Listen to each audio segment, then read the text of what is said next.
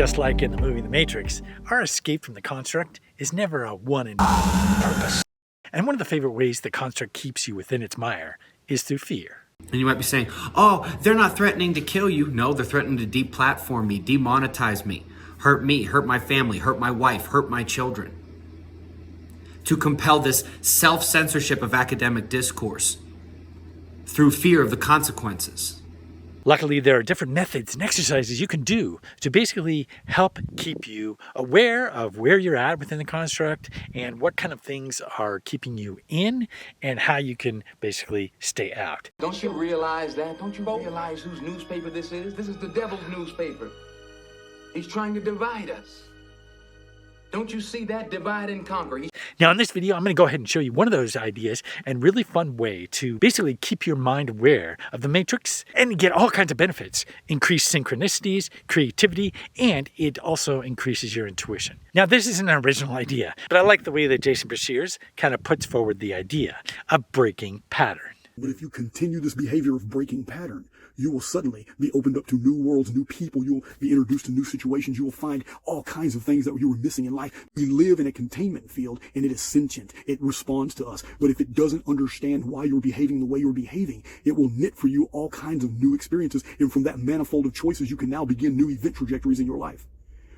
If you don't like the way your life is unfolding, you've got to break pattern. Once you break pattern, you will see what I'm talking about. Now, breaking pattern, breaking routines, breaking habits, all those things keep you aware of the now and keep you away from the time matrix, which entraps you into this idea that you have to do and do and do. And the things that you get done are what make you worthwhile to humanity and to yourself. When in fact, you're a spiritual being on this planet and you are worthwhile regardless of what you do. I know it sounds obvious, but if you look throughout your day at the different things that you do, I feel like anyway, that it's often reinforced in a lot of different ways. And escaping from that is a primary thing you can do with this exercise. Okay, here's how the exercise works. Now, you don't have to use technology for this, but here's the basic idea. You're going to be going throughout your day, and at a random point, you're going to basically do something completely different that you wouldn't otherwise. Surprise yourself. Go and do some random thing. It can be as simple as walking backwards. It can be going to a different coffee shop. It can be starting up a conversation with a random stranger that you wouldn't otherwise. Anything and everything is up to you. And oftentimes if you use your intuition, instead of thinking about or planning out what you might be doing for that day, when the moment comes, you just go off in a direction and you do something. Surprise yourself. And the way that you can use technology for this is the Yap app. YAPP. Basically, it prompts you at random times throughout the day. And you can create your own prompts. One of the random prompts you could say is break pattern. And then you know that's your prompt to go ahead and do something random. Now the benefits of this are using your intuition. Like, what does your gut say to do right now? And oftentimes I find for myself anyway, the universe is full of all these different clues, right? And these clues allow you to see synchronistically what's going on in your life. And so when you start to follow those, then that's where it gets really fun. Just a few days ago, I met this man whom I greatly admire. He's a Swedish physicist, Gustav Bjornstrand, and he told me that he no longer watches television, he doesn't read newspapers, and he doesn't read magazines.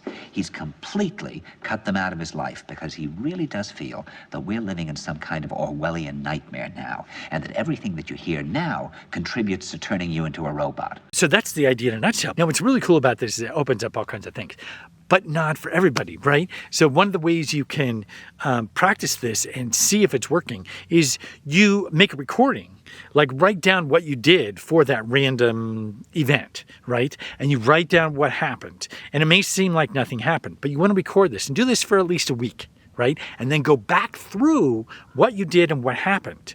And more often than not, I'm betting, not always, but I'm betting you'll find some different things that you hadn't noticed before. And that's the benefit of writing down what's going on in your life on an ongoing basis. When you review it, you'll often see things that you hadn't seen before. Patterns, habits, routines. They keep you stuck in a particular mindset.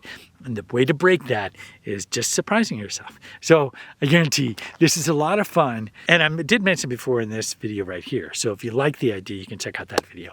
But regardless, give this a try. And what's fun is if you do it with another person. So get someone else to do it with you or a couple other people, and it's fun to do in groups. Like you're just doing random stuff and you kind of feed off of each other and the energy is really good. So this should help you keep free of the matrix. Now, if you like this, I'm definitely going to try to do more, find some more different exercises that I'm doing and that I see other people doing and share them with you. So if you like this, be sure to subscribe and hit the like button. I'll see you next time. Have fun with this.